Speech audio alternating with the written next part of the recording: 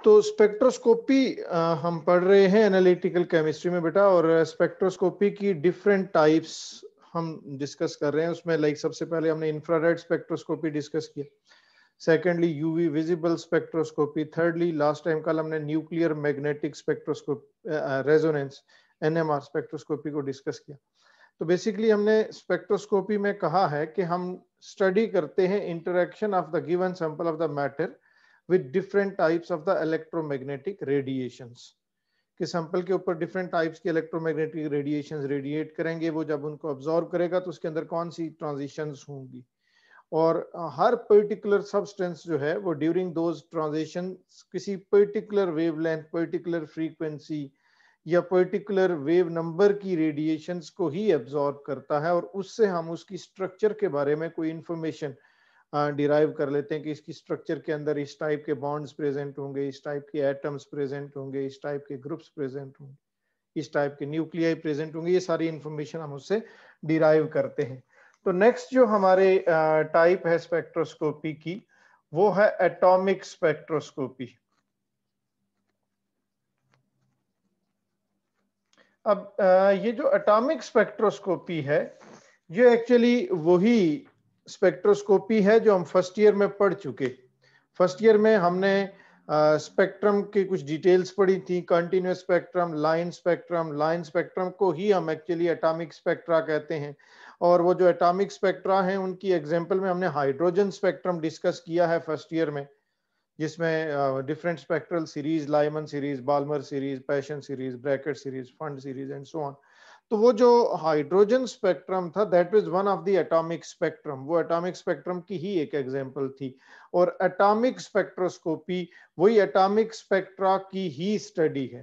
जो atomic spectra होते हैं, स्पेक्ट्रम का प्लूरल स्पेक्ट्रा है, तो एटॉमिक स्पेक्ट्रा जो होते हैं उनकी स्टडी को हम एटॉमिक स्पेक्ट्रोस्कोपी कहते हैं।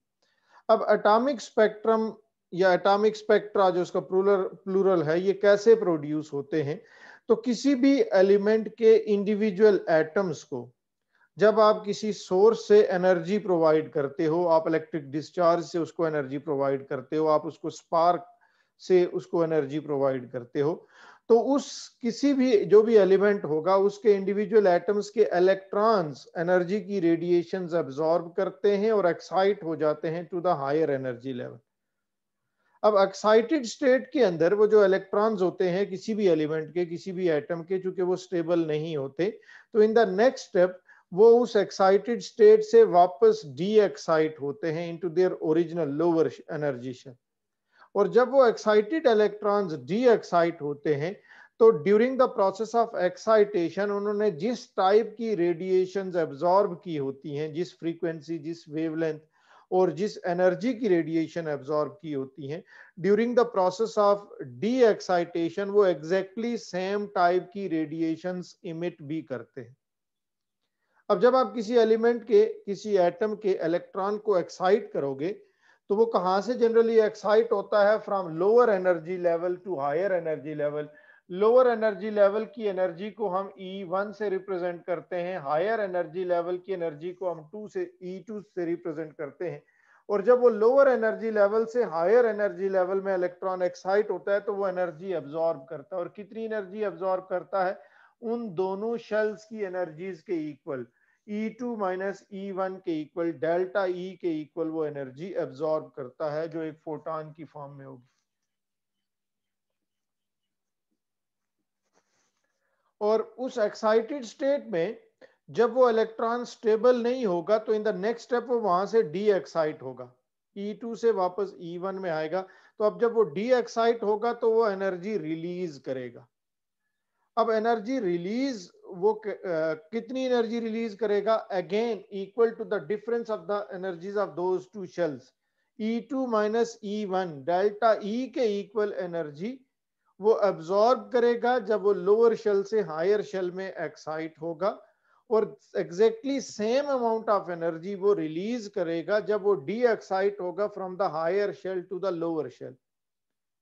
अब इन एटॉमिक स्पेक्ट्रा जो होते हैं इनकी फिर टू टाइप्स होती हैं। एटॉमिक स्पेक्ट्रा की आगे टू टाइप्स हैं। इसमें एक हमारे पास एटॉमिक इमिशन स्पेक्ट्रा होते हैं,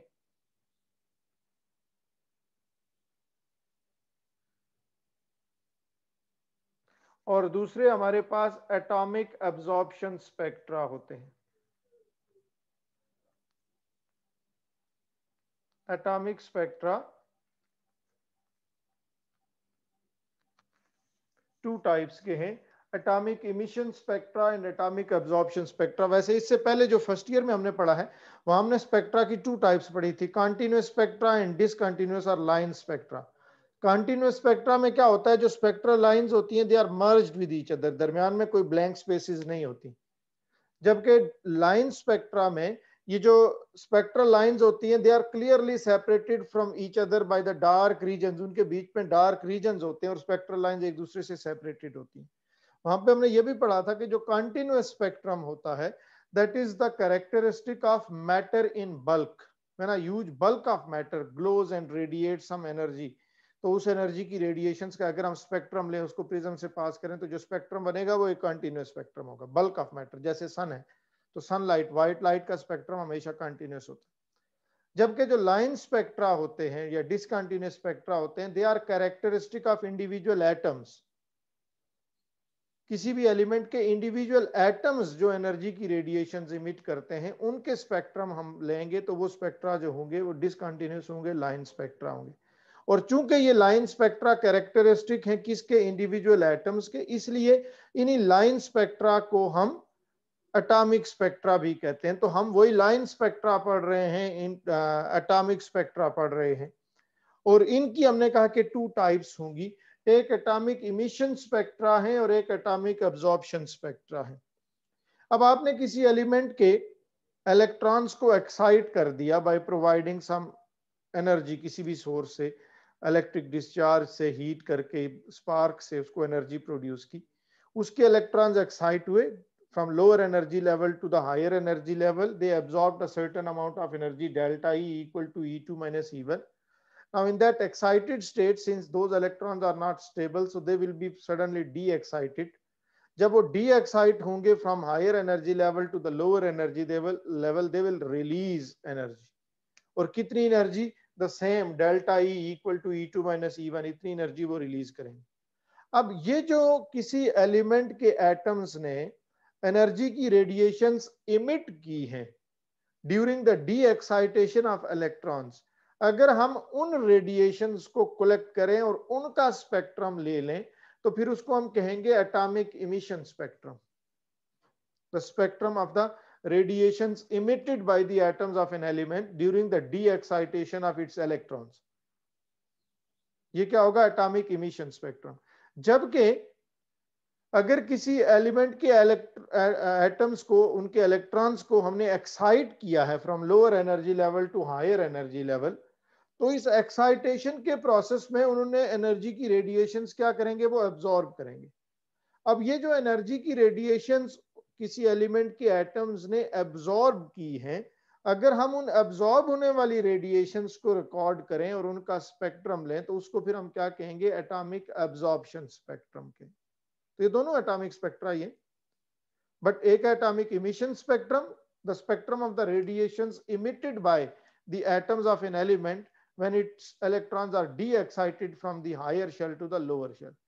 और एटॉमिक एब्जॉर्प्शन स्पेक्ट्रम क्या होगा, the spectrum of the radiations absorbed by the atoms of an element when its electrons are excited from lower energy level to higher energy level. पहले हमने कह दिया कि किसी भी एलिमेंट के जब इलेक्ट्रॉन्स एक्साइट होते हैं तो ड्यूरिंग एक्साइटेशन वो जिन जिन वेवलेंथ्स की रेडिएशंस को एब्जॉर्ब करते हैं, ड्यूरिंग डी एक्साइटेशन वो एग्जैक्टली सेम वेवलेंथ की रेडिएशंस इमिट भी करते हैं। इसलिए इसका मतलब यह है कि किसी एलिमेंट का इमिशन स्पेक्ट्रम हो या उसी एलिमेंट का हम एब्जॉर्प्शन स्पेक्ट्रम लें, वो दोनों स्पेक्ट्रा सेम ही होते हैं। इसलिए हम कोई भी स्पेक्ट्रम यूज कर सकते हैं, उसका एटॉमिक इमिशन स्पेक्ट्रम भी ले सकते हैं और एटॉमिक एब्जॉर्प्शन स्पेक्ट्रम भी ले सकते हैं।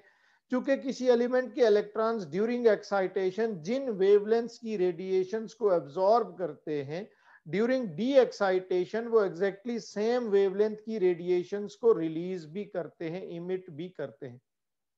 तो इसलिए चाहे हम एब्जॉर्ब होने वाली रेडिएशंस का स्पेक्ट्रम लें, चाहे रिलीज होने वाली रेडिएशंस का स्पेक्ट्रम लें, उनकी वेवलेंथ्स तो सेम ही होंगी, इसलिए दोनों स्पेक्ट्रा भी सेम होंगे। और इन दोनों की आगे हम चल के पढ़ेंगे जो एप्लीकेशंस होती हैं वो भी ऑलमोस्ट सेम ही होती हैं। अब नेक्स्ट हमने डिस्कस ये करना है कि ये दोनों टाइप्स के जो स्पेक्ट्रा हैं, एटॉमिक एब्जॉर्प्शन स्पेक्ट्रा है और एटॉमिक इमिशन स्पेक्ट्रा है, ये हम कैसे लेते हैं, इमिशन स्पेक्ट्रम कैसे लेंगे, एब्जॉर्प्शन स्पेक्ट्रम कैसे लेंगे, और उनमें अगर कोई डिफरेंस है तो वो क्या डिफरेंसेस होते हैं।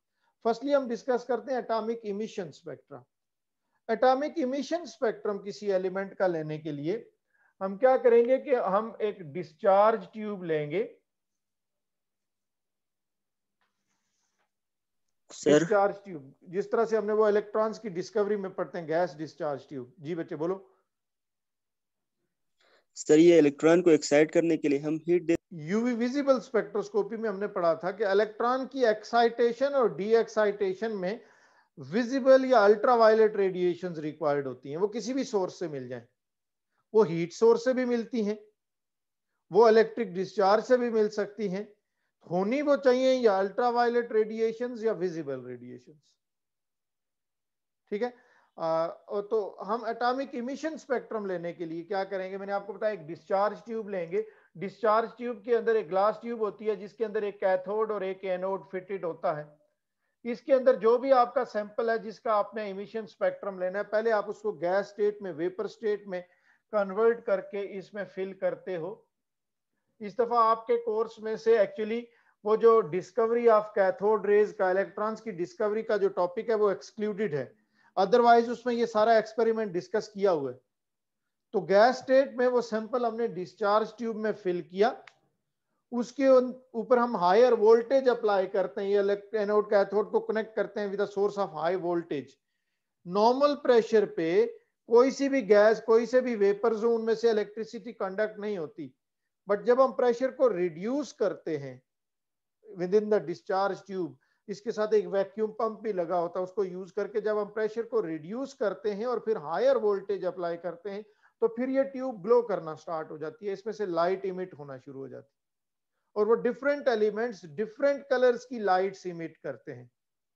ये अगर आपके, अनफॉर्चुनेटली इस साल आपके प्रैक्टिकल्स भी नहीं हो रहे, तो अगर आप प्रैक्टिकल्स अगर आप कर रहे होते तो सेकेंड ईयर में साल्ट एनालिसिस के जो प्रैक्टिकल्स हैं वहां पे हम एक फ्लेम टेस्ट यूज करते हैं। ये आपने किसी और क्लास में मैट्रिक लेवल पे भी शायद कोई थोड़ा बहुत पढ़ा हो इसके बारे में। लाइक सोडियम मेटल को जब भी आप फ्लेम में हीट करते हो वो गोल्डन येलो कलर की लाइट इमिट करता है, पोटेशियम वायलेट कलर की लाइट इमिट करता है, कैल्शियम ब्रिक रेड कलर की लाइट इमिट करता है, कॉपर ब्लू कलर की लाइट इमिट करता है। तो वो लाइट एक्चुअली क्या एनर्जी है, और वो एनर्जी क्यों इमिट कर रहे हैं, जब आप उनको बर्नर में रख के हीट करते हो तो उनके इलेक्ट्रॉन एक्साइट होते हैं, फिर वो एक्साइटेड इलेक्ट्रॉन डी एक्साइट होते हैं, तो वो अपनी पर्टिकुलर वेवलेंथ की रेडिएशन इमिट करते हैं। हर एलिमेंट का ये जो E2 और E1 है वो डिफरेंट है, और इन दोनों का डिफरेंस डेल्टा E की वैल्यू हर डिफरेंट एलिमेंट के लिए डिफरेंट है। इसलिए जब डिफरेंट एलिमेंट्स के इलेक्ट्रॉन्स एक्साइट होते हैं और डी एक्साइट होते हैं तो वो डिफरेंट एनर्जी की रेडिएशंस अब्सॉर्ब करते हैं और इमिट करते हैं। जब वो डिफरेंट एनर्जी की रेडिएशंस अब्सॉर्ब या इमिट करेंगे तो उनकी वेवलेंथ डिफरेंट होगी, फ्रीक्वेंसी डिफरेंट होगी, एज अ रिजल्ट उनका कलर भी डिफरेंट होगा। वो स्पेसिफिक होता है, वो कैरेक्टरिस्टिक होता है कि जिस वेवलेंथ, जिस फ्रीक्वेंसी और जिस कलर की रेडिएशंस सोडियम इमिट करता है कोई दूसरा एलिमेंट नहीं करता, जिन वेवलेंथ्स की रेडिएशंस को पोटेशियम इमिट करता है कोई और एलिमेंट नहीं करता। इसलिए वो स्पेक्ट्रम हर एलिमेंट का अपना स्पेसिफिक कैरेक्टरिस्टिक स्पेक्ट्रम होता है और उस स्पेक्ट्रम को देख के हम उस एलिमेंट को आइडेंटिफाई भी कर लेते हैं। अच्छा, तो इमिशन स्पेक्ट्रम लेने के लिए हम गिवन सैंपल को पहले गैस स्टेट में कन्वर्ट करेंगे, वेपर स्टेट में, उसको इस डिस्चार्ज ट्यूब में फिल करेंगे और इस डिस्चार्ज ट्यूब में जब हम उसको फिल करके लो प्रेशर पे हायर वोल्टेज अप्लाई करेंगे, then the whole tube will start glowing, क्योंकि उसके इलेक्ट्रॉन एक्साइट होंगे, फिर डी एक्साइट होंगे और वो एनर्जी की रेडिएशन इमिट करेंगे लाइट की फॉर्म में, तो वो इससे पूरी ट्यूब ग्लो करेगी, इससे लाइट इमिट होगी। वो जो लाइट की रेडिएशन यहां से अब इमिट होंगी उसके अंदर डिफरेंट वेवलेंथ्स की रेडिएशंस होती हैं।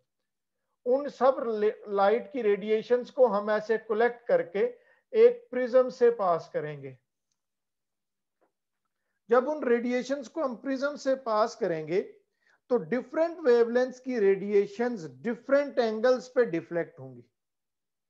उनको ओरिजिनली उनका स्ट्रेट पाथ तो ये है ना, उनको ऐसे जाना चाहिए, लेकिन जब वो प्रिज्म से पास होंगी less dense to highly dense medium, और जब वो जाती हैं तो नॉर्मल से away and towards the normal, जो उनकी बेंडिंग है जो आप फिजिक्स में पढ़ते हो, तो जब ये प्रिज्म से पास होंगी तो they will be deflected at different angle, और इनमें से जो शॉर्टेस्ट वेवलेंथ की रेडिएशंस होंगी they will be deflected at the largest angle, और वो इधर सबसे नीचे आ जाएंगी।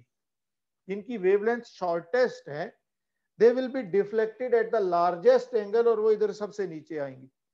जिनकी वेवलेंथ इनसे थोड़ी लॉन्गर होगी उनका एंगल ऑफ डिफ्लेक्शन थोड़ा स्मॉलर होगा, वो इससे ऊपर होंगी।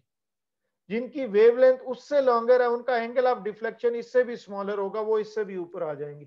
तो इस तरह से करते करते डिफरेंट वेवलेंथ्स की जो रेडिएशंस होती हैं they will be deflected at different angles, और वो जो पहले सारी डिफरेंट वेवलेंथ्स की रेडिएशंस एक दूसरे के साथ मिक्स थी, अब वो सारी एक दूसरे से सेपरेट आउट हो गई और अरेंज हो गई एक सीक्वेंस में in increasing order of their wavelength from bottom to top.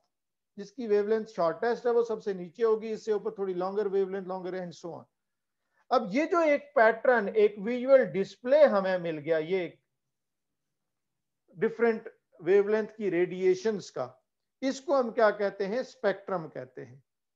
और ये जो इंडिविजुअल इसमें लाइंस होती हैं इनको हम क्या कहते हैं, स्पेक्ट्रल लाइंस कहते हैं। मैं इसको अगर ऐसे बना दूं, इस तरह से होता है, उसमें ये जो लाइंस हैं ये स्पेक्ट्रल लाइंस होती हैं। और ये एटॉमिक स्पेक्ट्रम है तो ये डिसकंटिन्यूअस होता है, ये सारी लाइंस एक दूसरे से क्लियरली सेपरेटेड होती हैं। ये जो स्पेक्ट्रल लाइंस होती हैं ये ऐसे रैंडमली मिक्स्ड नहीं होती स्पेक्ट्रम में, वो एक सर्टेन पैटर्न में अरेंज्ड होती हैं। उनकी अरेंजमेंट का एक सर्टेन पैटर्न होता है और वो डिफरेंट लाइंस के ग्रुप्स की फॉर्म में अरेंज होती हैं। कुछ लाइंस का एक ग्रुप, फिर कुछ लाइंस का दूसरा ग्रुप, तीसरा ग्रुप। और ये जो स्पेक्ट्रल लाइंस के ग्रुप्स होते हैं इनको हम स्पेक्ट्रल सीरीज कहते हैं, जो हाइड्रोजन स्पेक्ट्रम में फर्स्ट ईयर में आपने पढ़ा, Lyman series, Balmer series and so on. अब ये जो नंबर, ये स्पेक्ट्रल लाइंस रिप्रेजेंट किसको करती हैं, हर एक स्पेक्ट्रल लाइन एक पर्टिकुलर वेवलेंथ की रेडिएशन को रिप्रेजेंट कर रही है। अगर इस एलिमेंट की एटम ने 10 डिफरेंट वेवलेंथ की रेडिएशंस इमिट की हैं तो उसके स्पेक्ट्रम में 10 स्पेक्ट्रल लाइंस होंगी। इसने 15 डिफरेंट वेवलेंथ की रेडिएशंस अब्सॉर्ब इमिट की हैं तो वहां 15 स्पेक्ट्रल लाइंस होंगी। तो ये जो नंबर ऑफ स्पेक्ट्रल लाइंस है, arrangement of the spectral lines है, ये जो नंबर ऑफ स्पेक्ट्रल सीरीज है, और फिर number of spectral lines with in the spectral series है, ये सब हर एक एलिमेंट के लिए स्पेसिफिक होता है और एक दूसरे से सारे एलिमेंट के लिए ये सारी चीजें डिफरेंट होती हैं। इसलिए हर एलिमेंट का स्पेक्ट्रम किसी दूसरे एलिमेंट के स्पेक्ट्रम से डिफरेंट होता है। तो यूजिंग द स्पेक्ट्रम हम किसी भी एलिमेंट को आइडेंटिफाई कर लेते हैं। अब इस केस में ये इमिशन स्पेक्ट्रम में एक्चुअली होता क्या है, जो स्पेक्ट्रम है उसका बैकग्राउंड डार्क होता है, पीछे पूरा जो बैकग्राउंड है स्पेक्ट्रम का वो डार्क है, ब्लैंक है, और उसके ऊपर ये जो स्पेक्ट्रल लाइंस हैं, जो लाइंस मैंने ड्रॉ की हुई हैं, ये ब्राइट है।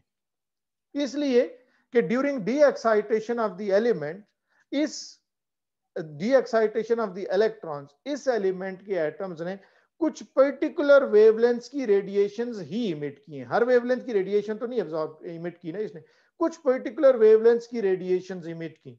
तो इस मिक्सचर के अंदर सारी डिफरेंट वेवलेंथ्स की रेडिएशंस नहीं है, कुछ पर्टिकुलर वेवलेंथ्स की रेडिएशंस है, और जिन जिन वेवलेंथ्स की रेडिएशंस है वहां वहां एक स्पेक्ट्रल लाइन बन जाएगी।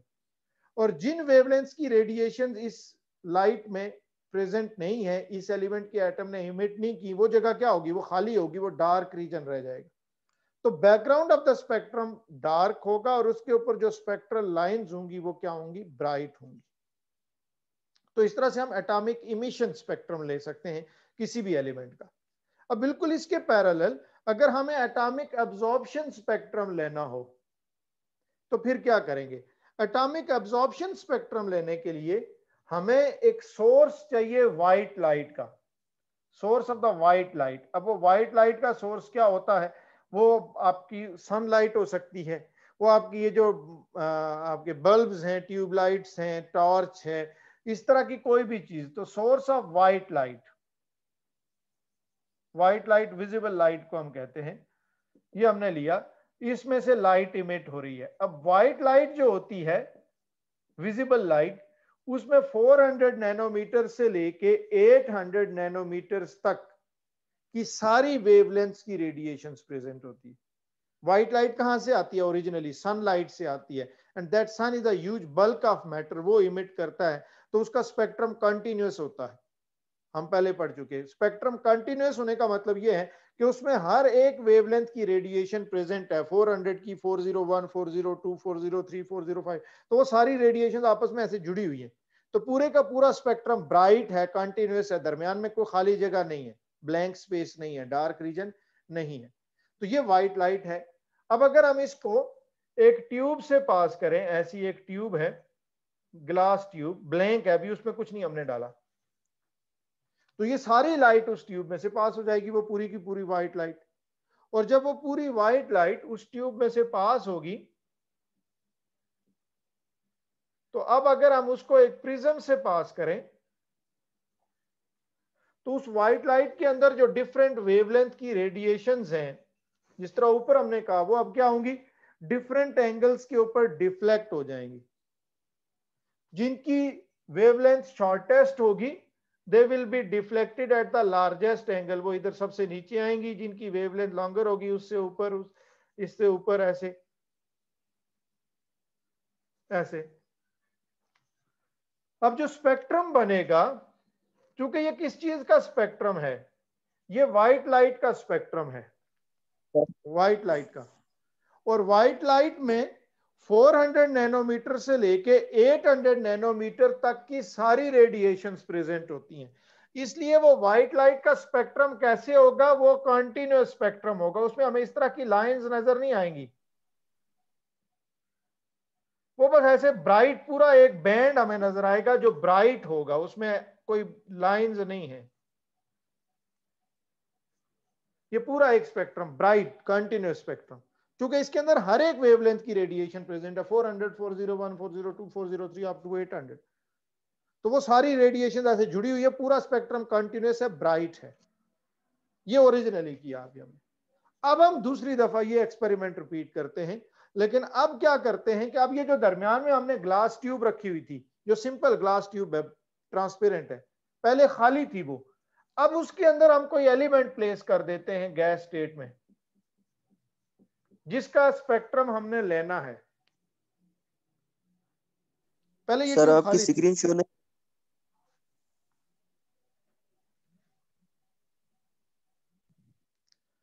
फर्स्टली ये जो ट्यूब है, ग्लास ट्यूब बीच में थी, ये ब्लैंक थी, पहले इसमें हमने कुछ नहीं लिया हुआ था, तो व्हाइट लाइट सारी उसमें से पास हो गई, और व्हाइट लाइट का स्पेक्ट्रम हमें मिला, जो कंटिन्यूअस स्पेक्ट्रम है, पूरा एक ब्राइट स्पेक्ट्रम है।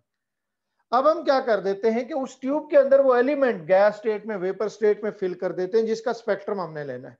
दोबारा जब ये टॉर्च ऑन करेंगे, वो व्हाइट लाइट अब जब उस एलिमेंट के वेपर स्टेट में, उस एलिमेंट में से पास होगी, तो अब क्या होगा कि अब इस एलिमेंट के एटम्स उस व्हाइट लाइट में से कुछ पर्टिकुलर वेवलेंथ्स की रेडिएशंस को एब्जॉर्ब कर लेंगे।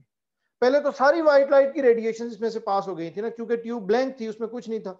लेकिन अब हमने उस ट्यूब के अंदर कोई एलिमेंट प्लेस कर दिया वेपर स्टेट में, और उसमें से दोबारा वो व्हाइट लाइट पास की, तो अब उस व्हाइट लाइट की सारी रेडिएशन इसमें से पास नहीं करेंगी, क्योंकि बीच में जो एलिमेंट हमने एटॉमिक स्टेट में रखा हुआ है, उसके एटम्स उस व्हाइट लाइट में से कुछ पर्टिकुलर वेवलेंथ्स की रेडिएशंस को एब्जॉर्ब कर लेंगे। और उसकी क्यों एब्जॉर्ब करेंगे? उसके इलेक्ट्रॉन्स की एक्साइटेशन होगी, और ड्यूरिंग एक्साइटेशन वो उस रेडिएशंस को एब्जॉर्ब कर लेंगे। अब जिस जिस वेवलेंथ की रेडिएशन को इस एलिमेंट के एटम्स एब्जॉर्ब कर लेंगे, रिमूव कर लेंगे, वो अभी स्पेक्ट्रम के अंदर मौजूद नहीं होगी। पहले वो सारा स्पेक्ट्रम कंटिन्यूअस था, ब्राइट था पूरे का पूरा, क्योंकि उसके अंदर हर एक वेवलेंथ की रेडिएशन मैंने आपको बताया प्रेजेंट थी। 400 की भी है, 401 भी है, 2 भी है, 3 भी है, सारी ऐसी जुड़ी हुई है। पूरा स्पेक्ट्रम ही क्या है? ब्राइट है, कंटिन्यूअस स्पेक्ट्रम है। लेकिन अब जब हमने दरमियान में उसमें वो एलिमेंट्स प्लेस कर दिए, तो उस एलिमेंट्स के एटम्स ने उनमें से कुछ वेवलेंथ्स की रेडिएशंस को एब्जॉर्ब कर लिया। लेट्स से ये वाली रेडिएशन की वेवलेंथ की रेडिएशन उसने एब्जॉर्ब कर ली, तो स्पेक्ट्रम के अंदर अब ये जगह क्या हो जाएगी? खाली हो जाएगी। जिस वेवलेंथ की रेडिएशन को उस एलिमेंट के एटम्स एब्जॉर्ब कर लेंगे, वो रेडिएशन अब उस स्पेक्ट्रम में नहीं होगी, तो स्पेक्ट्रम के अंदर उसकी वो जगह क्या होगी? खाली हो जाएगी। इस वेवलेंथ की रेडिएशन को एब्जॉर्ब किया, तो ये जगह क्या होगी? खाली होगी। तो अब अलग अलग लाइंस बन गई। अब जिस रेडिएशन को उसने एब्जॉर्ब किया और वो खाली हो गई, तो उसकी खाली जगह के ऊपर एक्चुअली ऐसी डार्क लाइन बन जाएगी। पहले पूरा स्पेक्ट्रम क्या था, ब्राइट था, लाइट थी उसके ऊपर, लेकिन जब बीच में हमने एलिमेंट रखा, इस एलिमेंट ने उनमें से कुछ पर्टिकुलर वेवलेंथ्स की रेडिएशंस को एब्जॉर्ब कर लिया।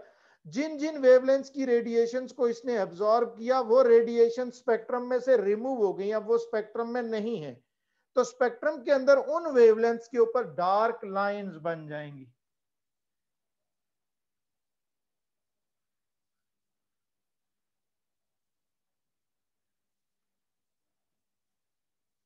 अगर ये एक ही एलिमेंट के हम दोनों स्पेक्ट्रम लेंगे, इमिशन स्पेक्ट्रम भी और एब्जॉर्प्शन स्पेक्ट्रम भी, तो उसके अंदर number of spectral lines, arrangement of the spectral lines, spacing between the spectral lines, number of spectral series, सब कुछ सेम होगा, यानी दोनों स्पेक्ट्रा सेम ही होंगे। डिफरेंस सिर्फ क्या होगा, इमिशन स्पेक्ट्रम में background of the spectrum dark होगा और उसके ऊपर जो स्पेक्ट्रल लाइंस होंगी वो ब्राइट होंगी, क्योंकि वो स्पेक्ट्रल लाइंस एक्चुअली वो रेडिएशन हैं जो उस एलिमेंट के एटम ने इमिट की है।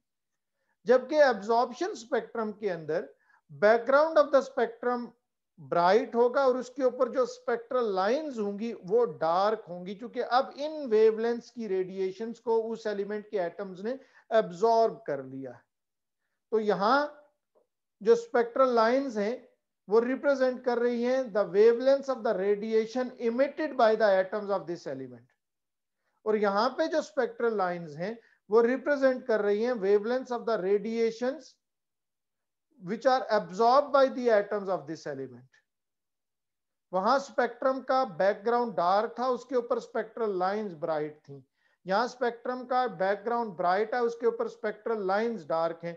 लेकिन अगर हमने ये किसी एक ही एलिमेंट का इमिशन और एब्जॉर्प्शन स्पेक्ट्रम लिया होगा तो ये दोनों बिल्कुल सेम होंगे, उनमें number of spectral lines, arrangement of spectral lines, spacing between the spectral lines, spectral series, सब कुछ सेम होगा। इसलिए कि किसी एलिमेंट के एटम्स ड्यूरिंग एक्साइटेशन जिन वेवलेंथ्स की रेडिएशंस को एब्जॉर्ब करते हैं, ड्यूरिंग डी एक्साइटेशन वो एग्जैक्टली सेम वेवलेंथ्स की रेडिएशंस को इमिट भी करते हैं। इसलिए किसी एक ही पर्टिकुलर एटम का इमिशन स्पेक्ट्रम, एटॉमिक स्पेक्ट्रम दोनों ही सेम होते हैं, राइट। इन दोनों टाइप्स के स्पेक्ट्रा की उसने अलग अलग बुक में, मैंने दोनों को इन कंपैरिजन डिस्कस किया, बुक में इसने दोनों टॉपिक्स को अलग अलग डिस्कस किया हुआ है और दोनों की एप्लीकेशंस भी उसने अलग अलग मेंशन की हैं। हालांकि दोनों की applications to a greater extent same ही है, स्पेक्ट्रा भी दोनों सेम है और उनके जो यूजेस हैं, उनकी एप्लीकेशंस हैं वो भी ऑलमोस्ट सेम ही है। लाइक आप पहले अगर देखो, इसमें एप्लीकेशंस है इमिशन स्पेक्ट्रोस्कोपी की। तो फर्स्ट ऑफ ऑल ये स्पेक्ट्रोस्कोपी डिफरेंट टाइप्स के एलिमेंट्स को आइडेंटिफाई करने के लिए यूज की जा सकती है और almost 40 different types of the elements in the periodic table they were identified using this emission spectroscopy. अच्छा, फर्स्ट उसकी एप्लीकेशन है trace the major constituents in ceramics. Different types के जो मटेरियल्स है ना, सैंपल्स हैं, उनके अंदर कौन कौन से एलिमेंट्स प्रेजेंट हैं, उनको आइडेंटिफाई करने के लिए हम ये इमिशन स्पेक्ट्रोस्कोपी यूज कर सकते हैं। तो किस किस टाइप के मटेरियल्स को एनालाइज किया जा सकता है? First of all ceramics. ये जो सिरेमिक्स होते हैं, ये जो हमारे ये सैनिटरी मटेरियल जो बनते हैं जिनसे, तो उनके अंदर अब कौन कौन से एलिमेंट्स प्रेजेंट हैं, कौन क्या क्या चीजें, उनको आइडेंटिफाई करने के लिए हम इसको यूज कर सकते हैं। सेकेंडली, ट्रेसेस ऑफ कोबाल्ट, निकल, molybdenum and vanadium in graphite. Graphite carbon की एक एलोट्रोपिक फॉर्म है और जब हम उसको एक्सट्रैक्ट करते हैं तो उसके अंदर डिफरेंट दूसरे metallic elements as impurities present होते हैं। तो कौन कौन सी इंप्योरिटीज प्रेजेंट है उस ग्रेफाइट के अंदर, हम आइडेंटिफाई कर सकते हैं यूजिंग दिस इमिशन स्पेक्ट्रोस्कोपी। फिर थर्ड उसमें आ जाता है trace metals, metal impurities in the analytical reagents. जो एनालिटिकल प्रोसेस में हम डिफरेंट रीएजेंट्स यूज करते हैं, उनके अंदर कौन कौन सी इंप्योरिटीज प्रेजेंट है, कौन कौन से मेटल्स प्रेजेंट है, हम उनको आइडेंटिफाई करने के लिए इसको यूज कर सकते हैं। Traces of calcium, copper, zinc and blood. Blood के अंदर जो मेटल्स होते हैं, कौन कौन से मेटल्स प्रेजेंट हैं, उनको आइडेंटिफाई करने के लिए भी हम इस इमिशन स्पेक्ट्रोस्कोपी को यूज कर सकते हैं। Zinc in the pancreatic tissues. Pancreatic tissues के अंदर उनको, यानी बायोलॉजिकल स्पेसिमेंस को हम एनालाइज कर सकते हैं, प्लांट्स और एनिमल्स के टिश्यूज को, जियोलॉजिकल स्पेसिमेंस को हम एनालाइज कर सकते हैं, सॉइल सिरेमिक्स जो उसके अंदर होते हैं, और दूसरे ब्लड सैंपल्स जो हैं उनको एनालाइज कर सकते हैं। तो डिफरेंट टाइप के मटेरियल्स को एनालाइज करने के लिए, उनकी कंपोजिशन का पता करने के लिए, उनमें कौन कौन से एलिमेंट्स हैं, हम इस इमिशन स्पेक्ट्रोस्कोपी को यूज कर सकते हैं। अच्छा, फिर उसके बाद अगर आप देखो applications of atomic absorption spectroscopy, तो ऑलमोस्ट वो भी सेम ही है, कुछ सेंटेंस वर्डिंग डिफरेंट यूज हुई है, मीनिंग्स ऑलमोस्ट वही बनते हैं। लाइक फर्स्टली देखो, atomic absorption spectroscopy technique has become the most powerful tool in analytical chemistry because in this method small concentration of sample is used, बहुत larger amount of the sample required नहीं होती। atomic absorption spectroscopy की बात कर रहे हैं। तो atomic emission spectroscopy में भी ऐसा कोई बहुत ज्यादा अमाउंट नहीं चाहिए होती। अगर आप फ्लेम टेस्ट जिस तरह हम करते हैं, तो आपने अगर कभी परफॉर्म किया हो तो नाइक्रोम वायर के ऊपर वो थोड़ा सा मेटल का साल्ट लगा के हम फ्लेम में हीट करते हैं और उसमें से बड़ा इंटेंस कलर प्रोड्यूस हो रहा होता है। तो वहां भी एक्चुअली को बहुत लार्जर अमाउंट में सैंपल रिक्वायर्ड नहीं होता।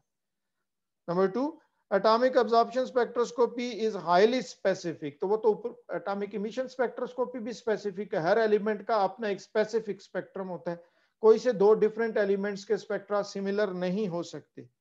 Hence, analysis of metals from a complex mixture is possible and a high energy source is not employed. Number 3, the technique is used for the analysis of substances including ceramics.